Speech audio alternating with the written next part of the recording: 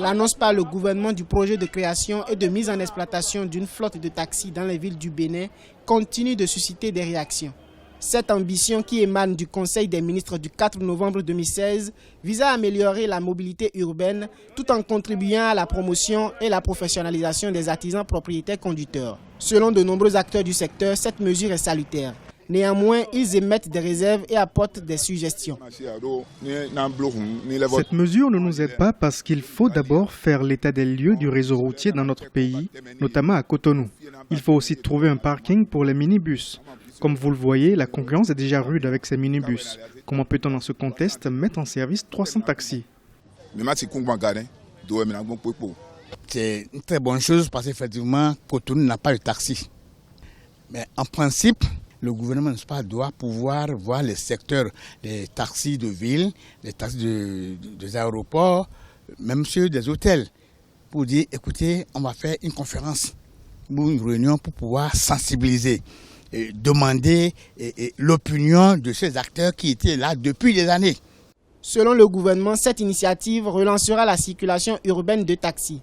Aussi fera-t-elle augmenter l'offre de qualité en matière de transport et accompagnera le développement touristique.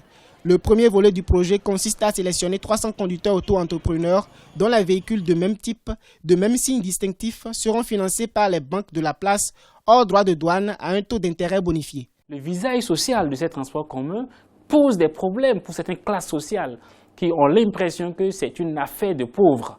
Donc aujourd'hui, ça va devenir une affaire de tout le monde. Et dès lors que c'est devenu une affaire de tout le monde, certaines villes vont gagner maintenant en négociant avec des banques de leur milieu pour que ces banques puissent accompagner un petit peu.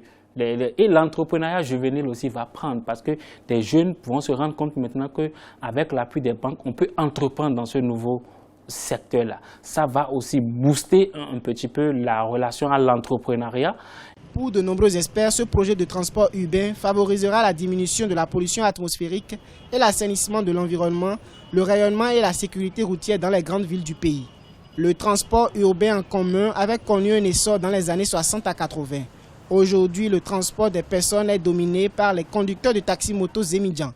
Selon certains analystes, la mise en exploitation de la flotte de taxis sonnera le déclin des taxis-motos dans les villes du pays.